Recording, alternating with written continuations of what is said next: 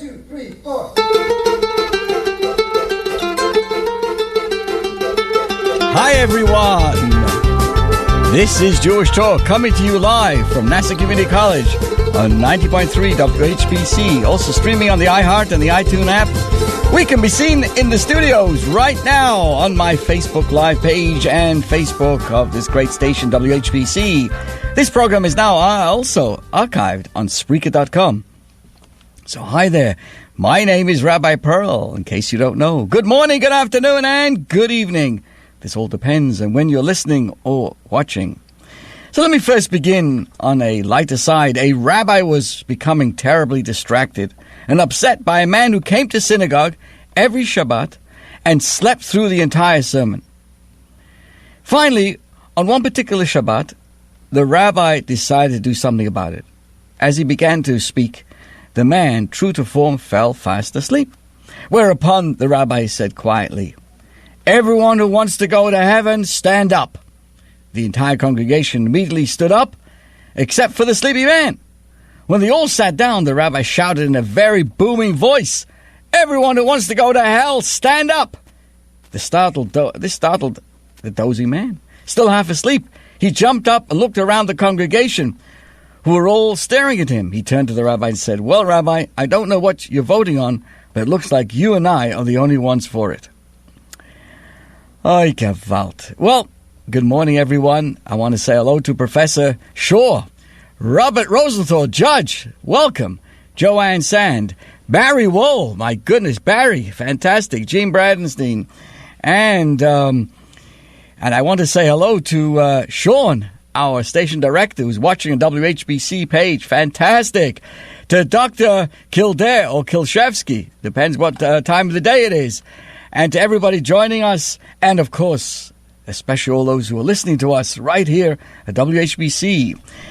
And of course, what you think is on our mind today is the story of Hanukkah. A story about a group, just by the way, in case you don't know, next Sunday, December 22nd, in the evening, we will be ushering the great 8 days of Hanukkah. The story of Hanukkah is about a group of Jewish people who knew what they were standing up for, which was for Judaism. They were, that's what they were celebrating. So let's go into this a little bit in somewhat a deeper aspect to it. Welcome to Karen Tombeck. Good morning to Dr. Patty Fuchs, to Joanne Sand, all the way from Georgia. I can't believe this. Don't tell anybody. There's people beyond Nassau County actually listening and watching us. So if you have any questions, thoughts, but let's get into the whole miracle of Hanukkah. You know, it comes around every year. And, the goal of each, let's be honest, my friends, look along what happened in Jersey City, what's happening around the world on many fronts. But in our world, the purpose of living, of being a human being, is to perfect oneself and to develop our potential and contribute to making the world around us. That's what it's all about. At the end of the day, the end of the week, look back and we say to ourselves, what did I do that elevated my neighbor, elevated my family, elevated myself to become a nicer, kinder person? The holidays, therefore, are set up in such a way, Jewish holidays, that if you look at them in general, if we understand them, understand their flow, the end of the year, the whole purpose of all the holidays is to help us achieve that, to grow, to refine our characteristics. And therefore, each holiday in our calendar is designed to help, to perfect, to assist us in our quest for growth. Because that's the litmus test, dear friends. The litmus test if the life that we live elevates us and the people around us, which automatically, basically dismisses all those who use their life to destroy others. So happy are we that we belong to the column that use the opportunity of life to contribute, to uplift, and to make the world a better place to live in. So when it comes to Hanukkah, the question is precisely what window of opportunity opens during these 8 days? What are we supposed to do in order to access the light of the holiday to make us a better person? And how do we make the Hanukkah's light our own personal inner light? It's not just lighting a menorah out there in the window or in the public forum in the street. The idea is to also help lift up and elevate and to brighten our own inner light as well. So everyone knows that in some way Hanukkah is a celebration of a victory over the Greeks. The Greeks persecuted the Jews resisted, and we're still here today to talk about it. The question is, what is this, why is this experience in Jewish survival, this particular one, remembered as a holiday? I mean, unfortunately, there's no shortage of people who have tried and failed to destroy the Jewish people. So why does this particular battle turn into a holiday known as Hanukkah? So what was the victory over the Greeks in 164 BCE? Is this one event that we commemorate? There are so many others. Why did this turn into a holiday? The way to look at this is to understand a very, very basic challenge at that time. And that is to look at the Greek view of that time of human nature. What was the essence of a Greek culture? Now, when you look at people and look at the world around us, you have to look and say, what do they believe in? In what way is their life impacted by their culture? What does it lead them to do? So let's look at this point, the essence of the Greek culture of that time. The Greeks, more than any other nation in history, they lived by the natural physical world. Religiously, they were pantheists. They literally worshipped nature, which means they idolized the human body. They regarded the survival of the fittest as a holy principle. The Greeks believed that since a man in battle was more powerful than a woman, men were somehow worthier than women. Also, because the strong human form and survival of the fittest were core values, when a baby was born with any sort of defect, physical or mental, it was left to die of exposure. The Greeks actually had a religious ritual of killing such babies. They would take developmentally disabled babies and smash them against rocks and throw them into the sea. In Greece, athletes were their priests. The gymnasium was the temple. And the strongest and the fittest men were by far the most highly regarded people in society. So when the Jewish people at that time resisted the Greeks, this was not just a case of one tiny nation standing up to a much larger one. There was something more fundamental, more profound taking place. Because we have an altogether different perspective on nature and human nature than they had.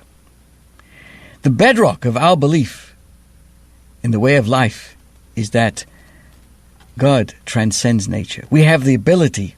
God works within nature. God is everywhere. There's no such thing as somehow independent gods operating within nature. We view the physical body as part of nature that needs to be confronted, refined, and elevated. The challenge of human nature is to harness physicality in the service of a higher ideal. This means to use your life and abilities to bring life, not to destroy and to bomb and to shoot. Not to be enamored with the body in and of itself. When we went to war against the Greeks at that time, this was a battle between a nation defined by supernatural, by godliness, by equality of mankind, against a nation that was embodied by nature itself. You see, life in general is a war between body and soul, a war in which the soul appears to have little chance to victory.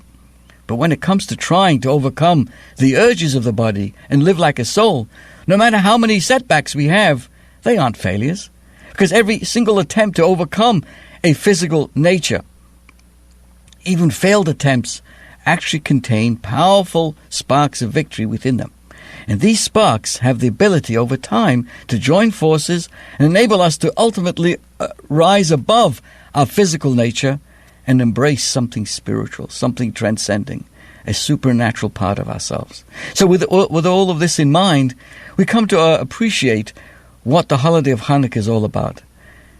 While those believed in nature for itself, and then those who understood that nature is part of godliness, and living side by side and appreciating each other, and love a fellow neighbor like yourself, and helping those the infirm and those with disabilities, that is the way to live.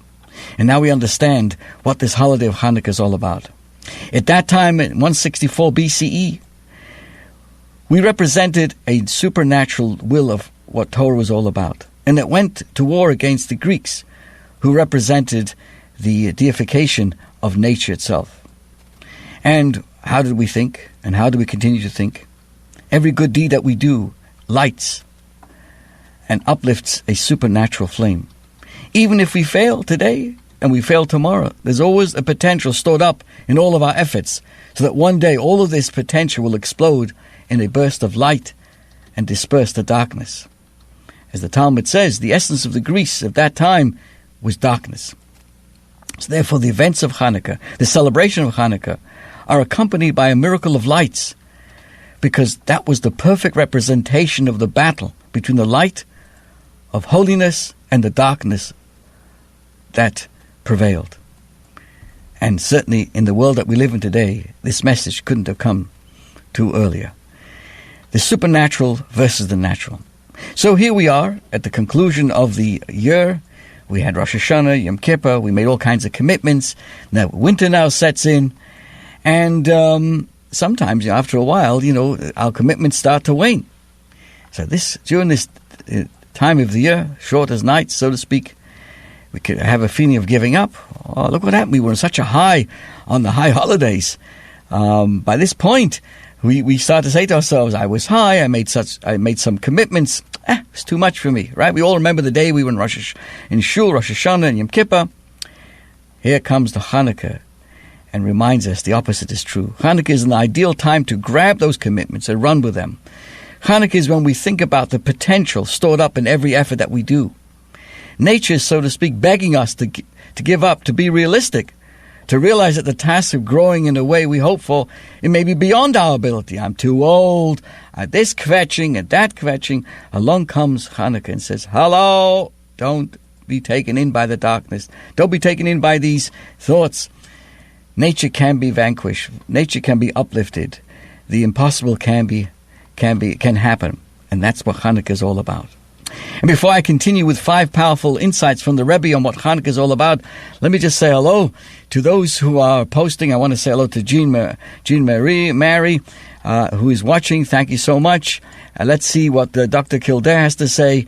The fact that Chanukah comes around every year is a miracle by itself. That's fantastic. Brian Allen, where's the Chanukah menorah hat? Brian, if you watch the Chanukah telethon, you'll be able to see it. Actually, this year I'm making my Chanukah menorah out of bananas. Let me tell you. Harold Kornfeld, all the way from Florida. Unbelievable. Jonathan Wolf is listening and watching all the way from New Jersey. South Florida. Oh, boy. Should I tell this? Ladies and gentlemen, Harold Kornfeld tells me that it's cold in South Florida. Please come back to New York. Then you'll feel at home, because it's cold here as well. So, my friends, let's continue. Let's continue on our Hanukkah journey here on powerful insights. And you may want to take a pencil or a paper. Does anybody ever have any pencils anymore? I have no idea. First of all, the name Hanukkah comes from the word chinuch, Chanukah, chinuch, which is the Hebrew word for inauguration, education. Hanukkah celebrates the renewal of the service in the Holy Temple. After it was liberated from the Greek defilers, it was purified, rededicated as the seat of the presence of divine presence in our world. So therefore Hanukkah serves as a model for all inaugurations, including the most significant inauguration of all, education. Right? Every one of us were educated. We were inaugurated.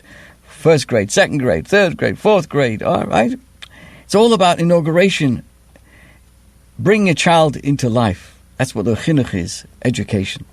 So the uncompromising insistence of finding pure oil emphasizes that purity and perfection is what Hanukkah is all about. Hanukkah represents a hold on the important lesson regarding the essence, and that one should be learning and imbibing and filling ourselves up with true learning, not made-up stories and watered-down situations. Remember, when it came to lighting the menorah, it had to be that pure oil. Hanukkah is based on the opposite of compromise. People they compromise so much. When it comes to financial commitments, you can't touch them, right?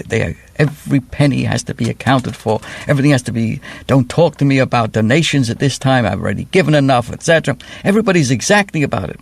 Nobody compromises on their commitments to themselves when it comes to financial. But when it comes to education, we give a secondary education, right? Yeah. Compromise really is the anathema of education.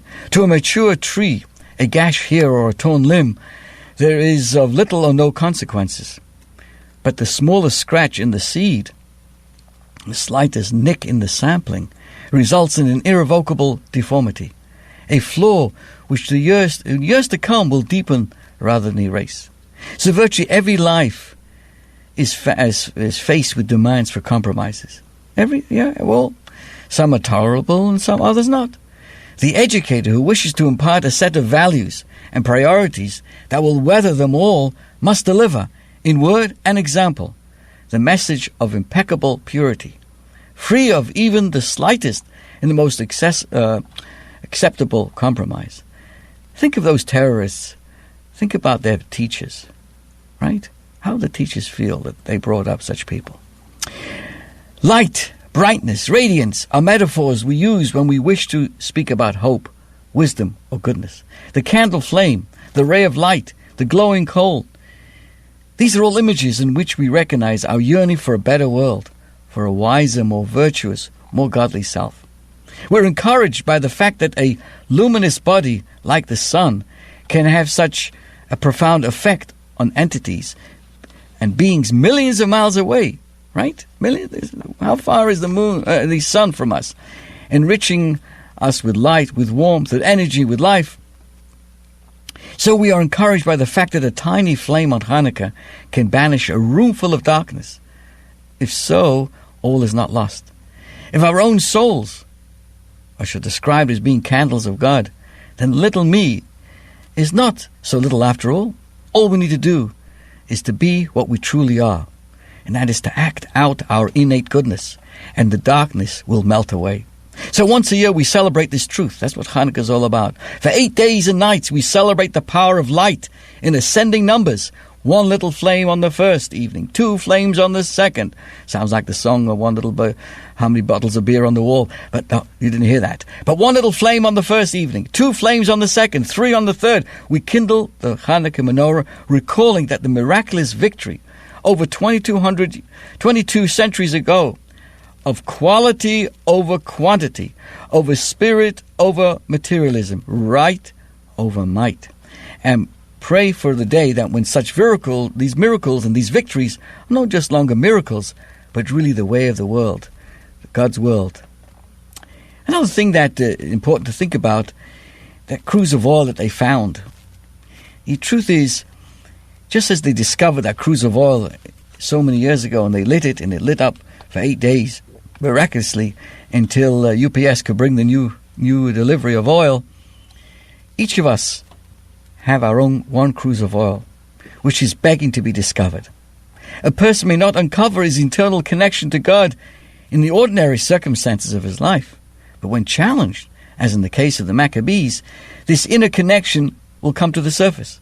And when this divine bond comes to the fore, wow, nothing can withstand its power. In their struggle against the Greeks, the Maccabees tapped this resource, this single cruse of oil, revealing a level of soul that transcended their usual limits. And in response, God revealed miracles that transcended the natural limits of this world. My friends, that's what we are all about. That's why whatever country, whatever location, we've contributed, uplifting, never creating mayhem, destruction. Because we recognize that just as we have a holy soul, every human being has the same creation of God. And that light, and each one of us can bring light into this world. And if someone brings darkness into this world, then my friends, I'm not sure if that's what the world is all about. The world is here to reveal lightness, the lightness that each of us can bring. The Hanukkah miracle, which followed finding this oil, serves as an internal testimony of the essential connection to God that the Greeks sought to sever. In our day as well, the Hanukkah lights remind us that through the appreciation of the infinite godliness, that's expressed through Torah and its commitments in our love of a fellow mankind, we can actually kindle the potential for light that we all possess within our souls. You know, look at the candle. And in fact, we're told that on each night of Hanukkah, when you light the menorah, don't run away. Please do me a favor, light the menorah, sit back, and sit down for at least 30 minutes and just look at those candles. Share a word of inspiration. Find some meaning in the candle. Express something. It's not just simply lighting it. It's learning. So if you look at the lights, it's luminous, it's warm, it's romantic. But most of all, it's spiritual. A yellow droplet of light, laced with red, bright white at the edges and blue at the core, as if dirtied by its contact with the material wick. That's what the flame looks like. But we didn't see all of those colors until we counted them. The flame itself is a perfect, integral whole, emanating calmness and tranquility. So how indeed can something as agitated as the flame radiate such peace, right? Again, it is made up of so many different black, white, yellow. A flame is a clash of forces pulling in opposite directions. Back and forth, up and down, it strives, vacillating between being and naught, between presence and oblivion. So as the Proverbs tell us, the soul of man is a candle of God. For the soul of man, too, is a clash. We have divergent forces and contrary strivings. We yearn to tear free of our wick, of the body and the anchors to the physical reality that sullies us with physical needs and wants. We strive upwards, yearning to transcend the physical and fuse with the universal and the divine. At the same time, we cling to the body, to the bit of matter that sustains us as dynamic and productive participants in God's world. It is this perpetual up and down, like the flame, this incessant vacillation between selfhood and selflessness, and back again, that we call life. It is this eternal tension between our desire to escape the physical and our commitment to inhabit it that develops us and sanctifies us into what a true human being, spiritual being is all about. And we can sit and gaze at the flames for hours, because when you look at the candle, you really look at yourself. The Chanukah battle and victory was immortalized by the sages. The candle evokes the memory of the small group of the Maccabees who fought those who opposed religious freedom, opposed the Torah at that time. Today, we each battle our own inner inclination as well. Our victories as well will be eternally remembered. Our current mission battle is for the coming of Mashiach. Coming of Mashiach as we request it 3 times a day. Can you imagine? We yearn it, we request it, and yearn for it all times. And I want to share with you, let me take hello to say hello to all of us listening to us, and welcome. Dr. Stephen Shore talked about the Chanukah menorah made out of bananas. You all know what happened. There was an art show, and there was this banana taped to the wall. Somebody came and ate it. There's a banana that someone paid, I don't know, over $100,000. And so this year, I plan to have a menorah made out of bananas. But the Dr. Stephen Shore reminds me, he's a good friend.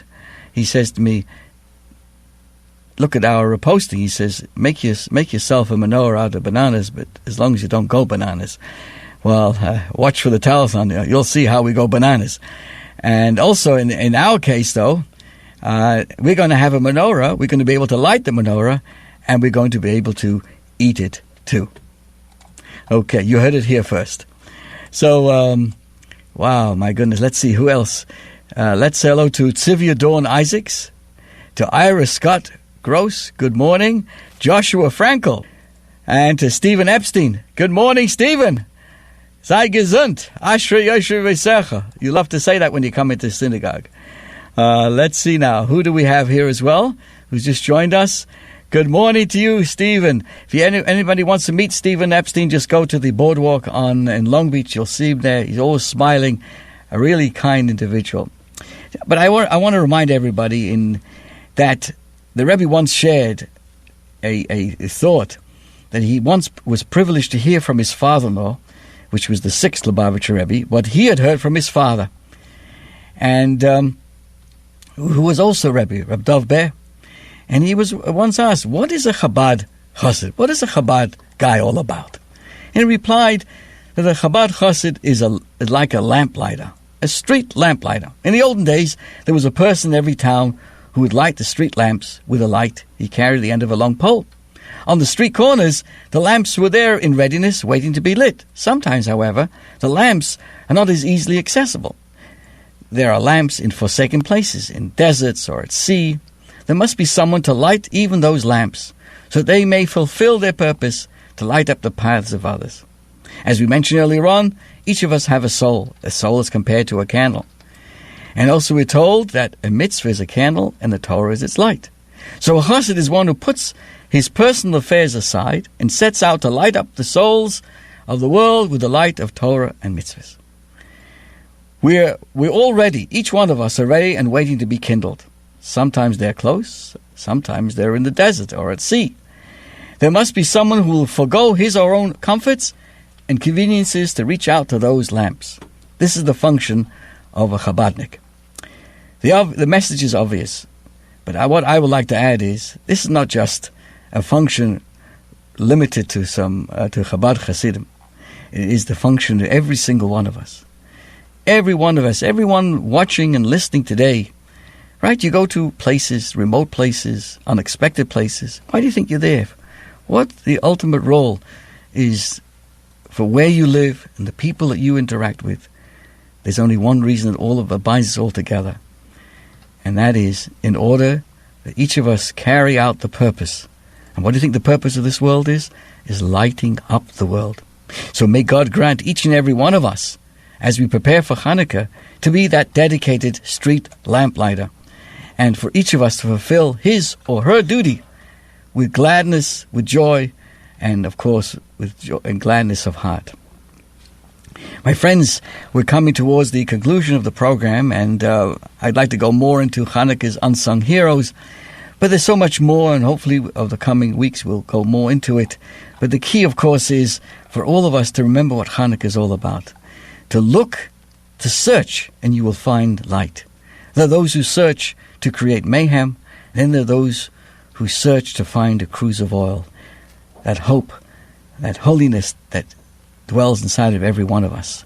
And the purpose, of course, is to find that goodness in each and all of us. And as Chanukah tells us, they didn't just find the oil and put it on the shelf and go hasta la vista. They took the oil, they put it into the menorah, into the menorah itself, and it lit. They made the effort. And even though it seemed incomprehensible, it was just a small amount of oil that could only last typically for one day till the new delivery, but miraculously it kept on burning. That's the idea. Those who involve themselves with light bring light, miraculous light, as opposed to those who bring darkness and destruction. So, my friends, I want to conclude. Our heart goes out to the detective Joseph Seals from Jersey City, and to those who lost their lives, the worker Miguel, and to the lady Mindy Ferenz, and the young man Deutsch, and to the whole family, the grieving families in New York. And I was really moved, and I shared this with our synagogue, that the Jewish community got together in those communities in New Jersey and in Brooklyn, and they're now raising lots of money for the detective and his family. He left behind a wife and 5 children. My friends, this is what it's all about. Sharing with others and standing by others. And when other people find themselves in vulnerable conditions, we don't take advantage. We become a mensch, a person that is filled with hope that every one of us can make a difference in this world. So Chanukah is right here, and please don't forget that the Chanukah Telethon is next Sunday night at 7 p.m. And of course on December the 25th, the third day of Chanukah, we'll be having a comedy with cause at our Chabad. More information, give us a call, 516-739-3636. It's a pleasure to be with everybody. Stay well, stay safe, and may we have Mashiach very speedily. Thank you so much, everybody. Have a great day and a safe week.